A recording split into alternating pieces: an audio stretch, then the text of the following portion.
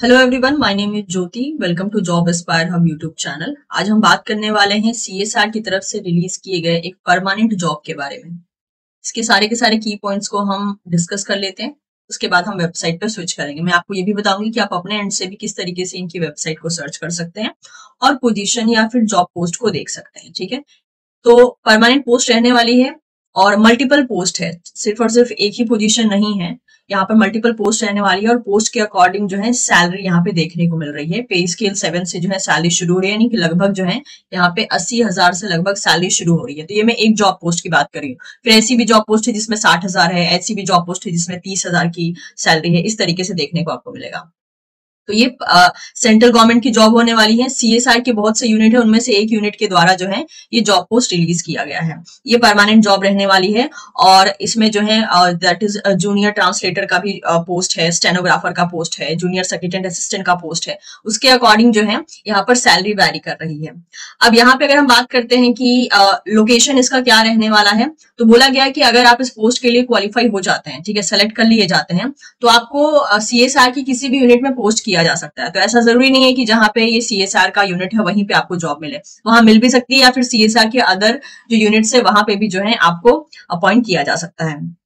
Coming to the selection criteria, ठीक है, selection criteria क्या रहने वाला है। चलिए सिलेक्शन क्राइटेरिया से पहले एलिजिबिलिटी जान लेते हैं, ताकि आप लोग में से पता चल जाए कि हाँ भाई किसको ये वीडियो आगे कंटिन्यू करना है और किसको अभी छोड़ के निकल जाना है। तो एलिजिबिलिटी की बात करें तो ऐसे भी पोस्ट है जिनमें एक्सपीरियंस की डिमांड की है, ऐसे भी पोस्ट है जिनमें एक्सपीरियंस नहीं चाहिए। एक्सपीरियंस की डिमांड सिर्फ एक ही पोस्ट में की है, बाकी सब में जो है फ्रेशर्स एलिजिबल है।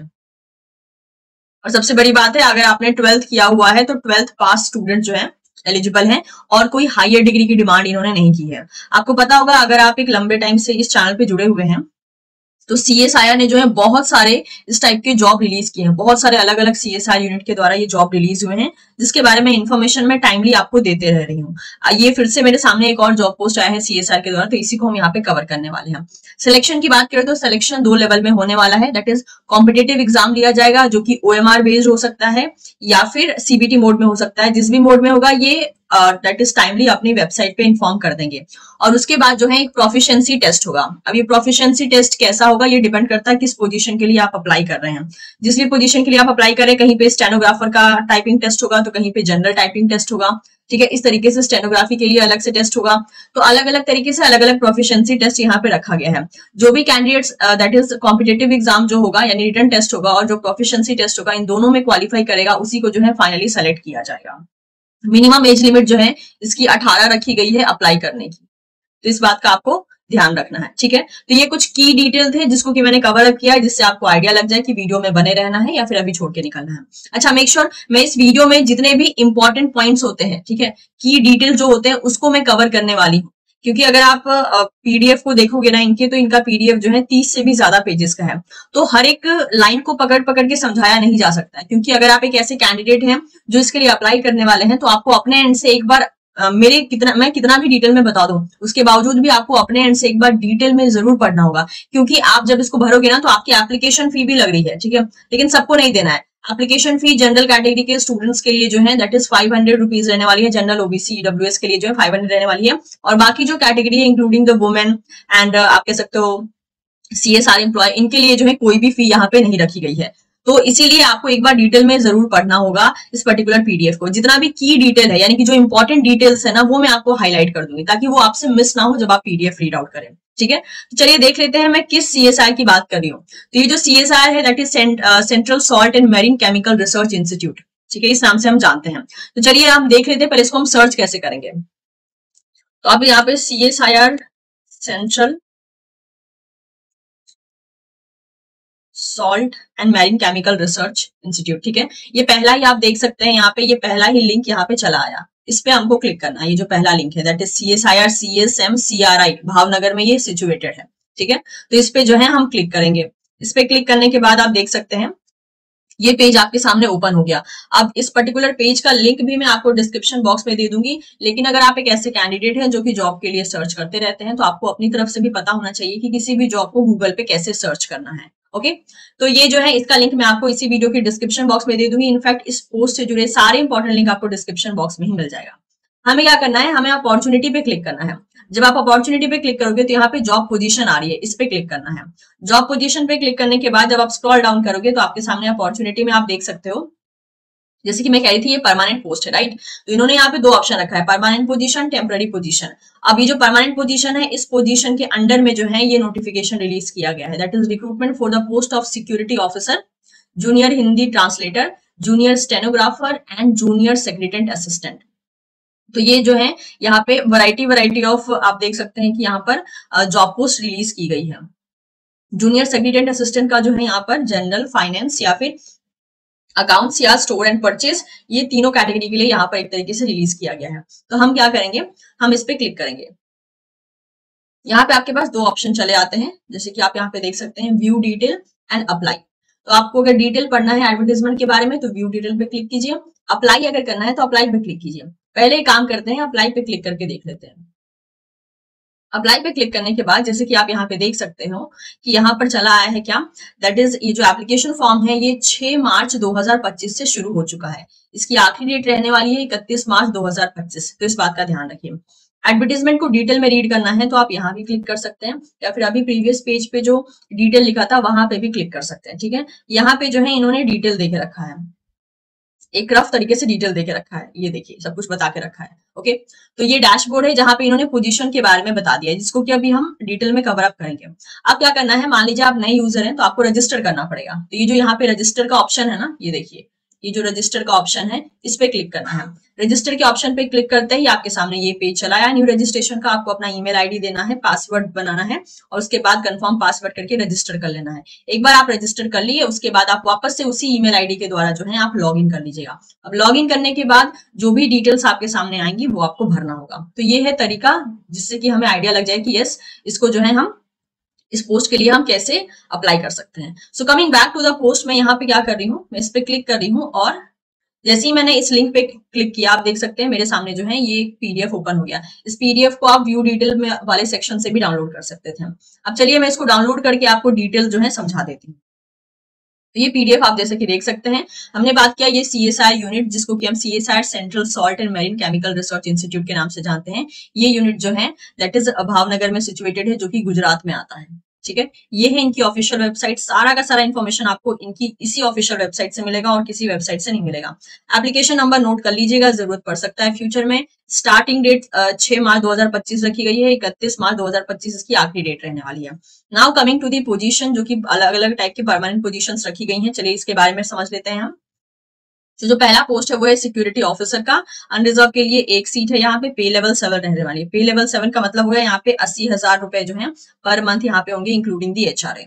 और मैक्सिमम एज लिमिट 35 ईयर्स होगी। अच्छा, यहाँ पे ध्यान दीजिएगा SC ST के लिए जो है यहाँ पे 5 ईयर्स का रिलैक्सेशन है और OBC NCL के लिए जो है यहाँ पर 3 ईयर का रिलैक्सेशन है।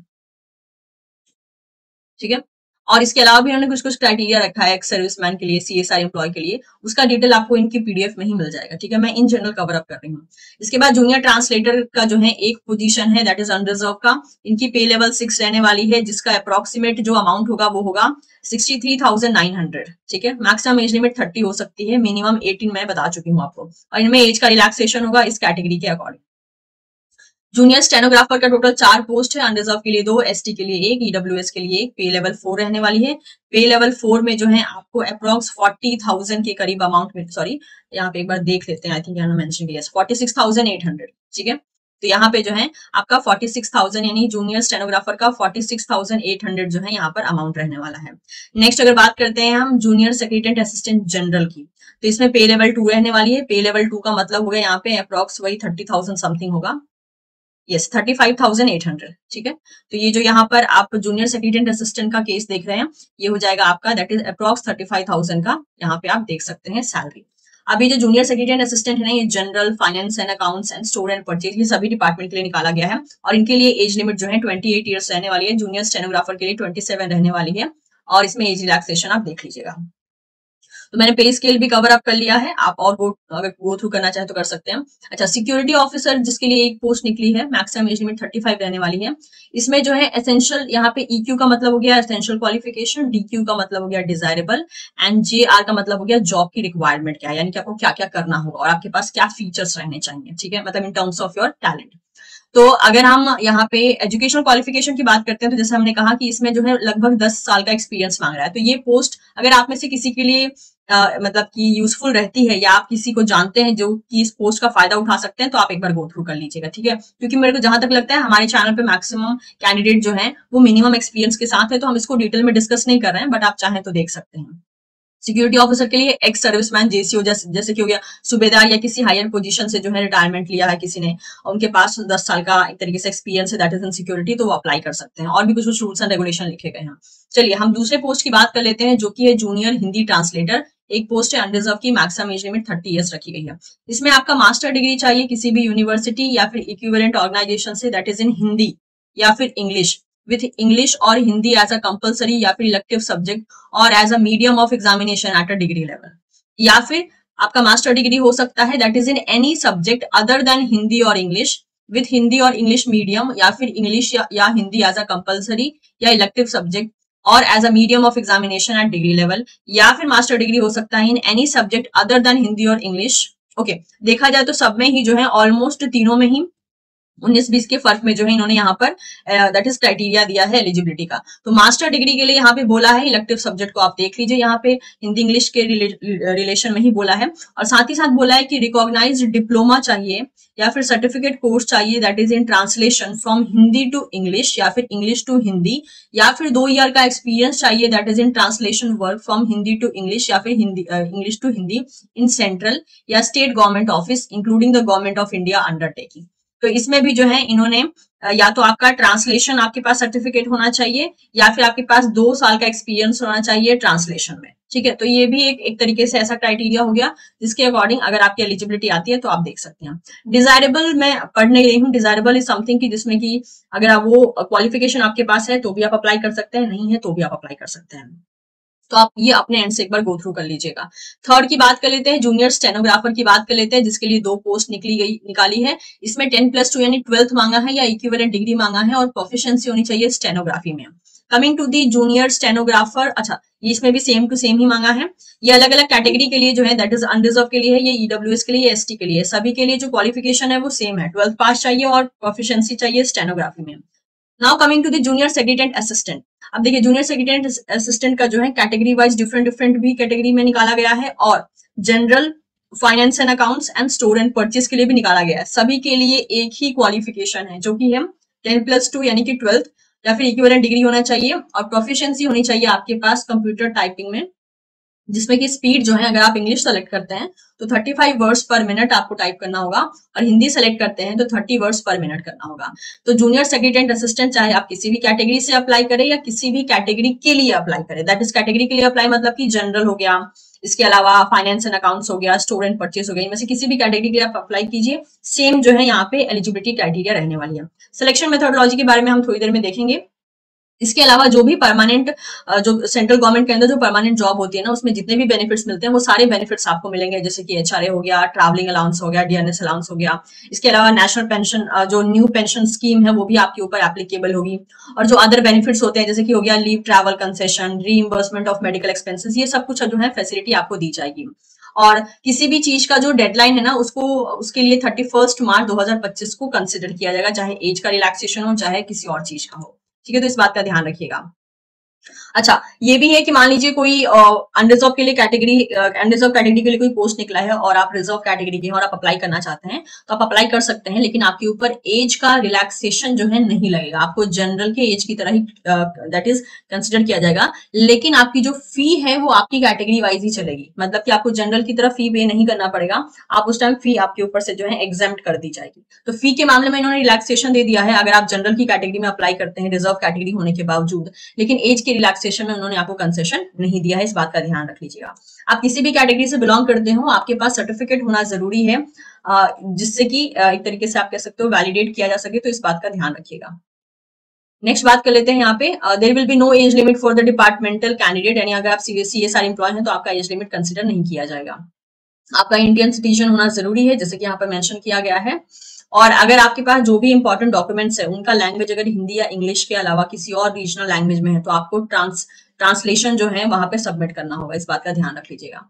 और प्रोफिशिएंसी टेस्ट, टाइपिंग टेस्ट या स्टेनोग्राफी टेस्ट का कौन सा मीडियम होगा, हिंदी में देना चाहते हो या आप इंग्लिश में, जो भी मीडियम आप सेलेक्ट करोगे, ठीक है, फॉर द रिटन एग्जामिनेशन या फिर सेकंड एग्जामिनेशन, वही जो प्रेफरेंस होगा लैंग्वेज का वही कंसिडर किया जाएगा, उसमें चेंज नहीं किया जाएगा बाद में, तो इस बात का ध्यान रखिएगा। कोई भी आपको ट्रैवलिंग अलाउंस नहीं दिया जाएगा यहाँ पे कॉम्पिटेटिव एग्जाम को अटेंड करने के लिए या टाइपिंग टेस्ट को अटेंड करने के लिए या फिर फिजिकल टेस्ट को अटेंड करने के लिए। इस बात का ध्यान रखिएगा कि सेंटर क्या होने वाला है ये इन्होंने मेंशन नहीं किया है, तो क्योंकि ये इंस्टीट्यूट गुजरात में सिचुएटेड है तो ऐसा भी हो सकता है कि आपको गुजरात जाना पड़े, या फिर ऐसा भी हो सकता है कि ये जो है आपकी सिटी में से किसी, मतलब अब जो डिफरेंट स्टेट है उनमें से किसी स्टेट में जो है ये सेंटर दे दे, क्योंकि इनके पास एप्लीकेशन फॉर्म रिसीव किया जाएगा ना, तो उसके अकॉर्डिंग इनको आइडिया मिलेगा कि हाँ कौन कौन से स्टेट से इनके पास एप्लीकेशन फॉर्म आ रहा है। तो अभी इन्होंने मेंशन नहीं किया है कि सेंटर क्या रहेगा। बाय डिफॉल्ट बेसिस पे समझ लीजिए कि सेंटर, अगर ऑनलाइन एग्जाम होता है तो शायद कहीं से भी सेंटर ये दे सकते हैं, लेकिन अगर ऑफलाइन एग्जाम होता है तो in that case may be most probably Gujarat में होगा जहां पे ये सीएसआर यूनिट सिचुएटेड है। बट कहाँ होगा और डेट क्या होगी, जैसे काफी बच्चे बोलते हैं मैम डेट कौन सी होगी एग्जाम की, सेंटर क्या होगा, ठीक है। जॉब का लोकेशन तो मैंने बता दिया, जॉब का लोकेशन आपका गुजरात हो सकता है या फिर अदर सीएसआर यूनिट में हो सकता है जो कि अदर स्टेट में सिचुएटेड है। सेंटर क्या होगा और डेट क्या होगा ये इन्होंने नहीं बताया, ये अपने ऑफिशियल वेबसाइट पे ही विद टाइम जो है इसके बारे में बता देंगे, तो इस बात का आपको ध्यान रखना है। नेक्स्ट यहाँ पे वही बोला है कि ओके, प्रोबेशन पीरियड पे आपको कुछ टाइम के लिए रखा जाएगा, उसके बाद जो है आपको फाइनली आपके पोस्ट पे डेजिग्नेट किया जाएगा। इसके अलावा अगर हम बात करते हैं यहाँ पे, ओके ये मैंने बता दिया कि कहाँ पे आपको पोस्ट किया जा सकता है। नेक्स्ट आपको ऑनलाइन ही अप्लाई करना है, मैंने वीडियो की शुरुआत में ही बता दिया था कि किस तरीके से ऑनलाइन अप्लाई करना है, तो इस पे हम और डिस्कस नहीं करेंगे। 500 की फी रहने वाली है यहाँ पर, और SC ST PWBD women CSR employ and ex serviceman के लिए कोई भी फी यहाँ पे नहीं रहेगी, ठीक है। अगर आप मल्टीपल पोस्ट के लिए अप्लाई करना चाहते हैं तो कर सकते हैं, लेकिन मल्टीपल पोस्ट में जो है आपको मल्टीपल फी पेमेंट भी करना होगा। अगर आपका marks CGPA SGPA OGPA form में है तो परसेंटेज में कन्वर्ट करने का मेथड भी आपको अपलोड करना होगा। अब बात कर लेते हैं एग्जामिनेशन स्कीम की या सिलेक्शन स्कीम का। तो मैं यहाँ पर सिक्योरिटी ऑफिसर का मैं कवर अप नहीं कर रही हूँ क्योंकि उसमें 10 साल का एक्सपीरियंस मांगा है, बट आप में से कोई भी या आपके जान पहचान वाले कोई भी अगर अप्लाई करने वाले हैं तो एक बार वो इस PDF को गो थ्रू कर सकते हैं। इसमें जो है वैरायटी ऑफ फिजिकल टेस्ट भी लिया जाएगा और कॉम्पिटेटिव एग्जामिनेशन भी लिया जाएगा।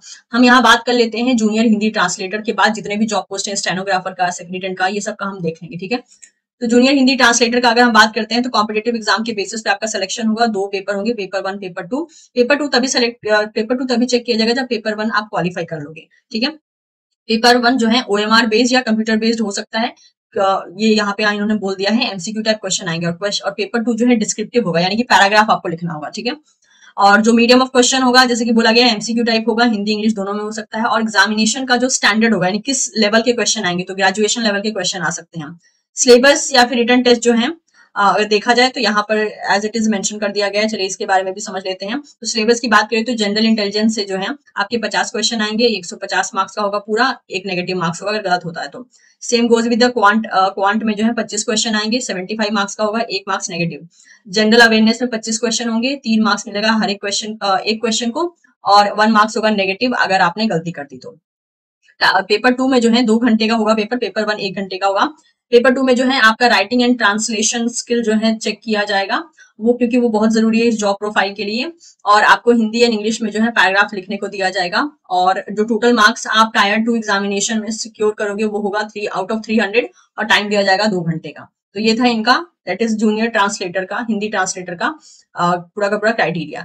जूनियर स्टेनोग्राफर की बात करें तो यहाँ पे जो है आपकी प्रोफिशिएंसी मेरिट लिस्ट किस बेसिस पे प्रिपेयर की जाएगी, आपकी स्टेनोग्राफी में प्रोफिशिएंसी देखी जाएगी जो कि क्वालिफाइंग इन नेचर होगा।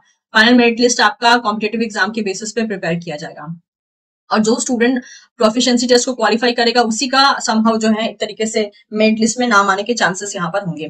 प्रोफिशिएंसी टेस्ट जो होगा स्टेनोग्राफी में वो आप देख सकते हैं यहाँ पर, दैट इज इंग्लिश के लिए अगर बात करते हैं तो टाइम ड्यूरेशन 50 मिनट्स मिलेगा, हिंदी के लिए 65 मिनट्स मिलेगा यहाँ पे, जो कि यहाँ पे बता दिया गया है। नेक्स्ट बात करते हैं कॉम्पिटेटिव एग्जाम, तो OMR या CBT बेस्ड हो सकता है, जो भी होगा ये बता देंगे। इंग्लिश हिंदी दोनों ही मीडियम में होगा। क्वेश्चन का लेवल जो है 12th लेवल का होगा। नंबर ऑफ क्वेश्चन जो है 200 होंगे। टोटल टाइम यहाँ पे आपको 2 घंटे का दिया जाएगा। कॉम्पिटेटिव एग्जाम सिर्फ एक पेपर का होगा जिसमें कि आपसे जनरल इंटेलिजेंस एंड रीजनिंग से जो है 50 क्वेश्चन आएंगे, 50 मार्क्स कैरी करेंगे, 0.25 नेगेटिव होगा अगर आपने गलती की तो। जनरल अवेयरनेस से 50 क्वेश्चन आएंगे, 50 मार्क्स के आएंगे, negative 0.25। English language and comprehension से जो है 100 क्वेश्चन आएंगे, 100 मार्क्स के 0.25 नेगेटिव यहाँ पे डिडक्ट कर लिया जाएगा। ओके, यहाँ पे इवैल्यूएशन ट्रांसक्रिप्ट भी बताया गया है स्टेनोग्राफी का, तो वो आप एक बार गो थ्रू कर लीजिएगा। चलिए लास्ट हम बात करते हैं जूनियर सेक्रेटरी असिस्टेंट की, that is for general, finance and accounts and store and purchase, तीनों ही डिपार्टमेंट के लिए बोल दिया गया। तो वही है सब कुछ। मेरिट लिस्ट का प्रिपरेशन आपका कैसे होगा, दैट इज आपका कंप्यूटर टाइपिंग स्पीड की प्रोफिशिएंसी चेक की जाएगी, जो क्वालिफाइंग इन नेचर होगा। इसके बाद फाइनल मेरिट लिस्ट आपका इस बेसिस पे बनेगा कि यस आपने कॉम्पिटेटिव एग्जाम क्लियर किया या नहीं।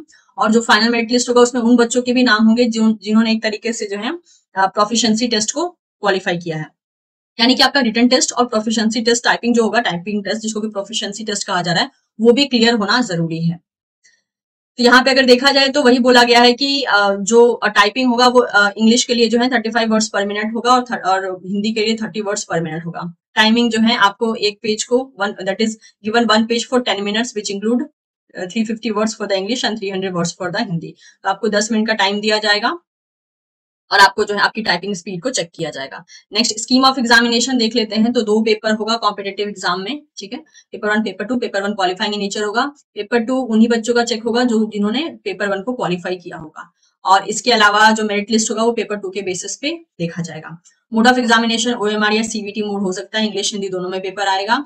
12th लेवल का एग्जामिनेशन होगा, 200 क्वेश्चन होंगे और 2.5 घंटा आपको टाइम दिया जाएगा। पेपर 1 की बात कर लेते हैं। यहाँ पे पेपर 1 जो होगा वो 90 मिनट्स का होगा। मेंटल एबिलिटी आएगा, 100 क्वेश्चन आएंगे 200 मार्क्स के और कोई नेगेटिव मार्क्स इसमें नहीं होगा। मेंटल एबिलिटी में आपको जनरल इंटेलिजेंस, क्वांट दिया जाएगा, reasoning, problem solving and situational judgement मिलेंगे। पेपर 2 में जो है number of question general awareness से आएंगे 50, 150 मार्क्स के होंगे, 1 मार्क्स नेगेटिव होगा अगर गलती हुई तो। इंग्लिश लैंग्वेज से 50 क्वेश्चन आएंगे, 150 मार्क्स के, 1 नेगेटिव होगा और इसका टाइम ड्यूरेशन दिया जाएगा 1 घंटे का। Okay fine. यहाँ पे स्किल टेस्ट के कुछ नॉर्म्स दिए गए हैं, वो आप अपने एंड से एक बार गो थ्रू कर लीजिए। यस, तो हमने ये कवर अप कर लिया। अच्छा, आप में से काफी बच्चों का ये डाउट रहता है कि मैम ये जो जनरल इन्होंने यहाँ पे सिलेबस दिया है उसको कहाँ से कवर अप करेंगे। तो देखिए किसी भी एग्जाम में ना, कोई भी जॉब के लिए आप जाते हो और अगर एक राउंड अगर टेस्ट का रखा जाता है ना, तो ये कॉमन टॉपिक है जो कि पूछे जाते हैं। अगर ये आपको ऐसे भी नहीं मिलते हैं तो बहुत से ऐसे यूट्यूब चैनल हैं जो कि इस टाइप के टॉपिक्स का प्रिपरेशन करवाते हैं, तो आप वहां से हेल्प ले सकते हैं क्योंकि इनका कोई प्रीवियस ईयर पेपर तो अपलोडेड है नहीं कि हम लोग देखेंगे।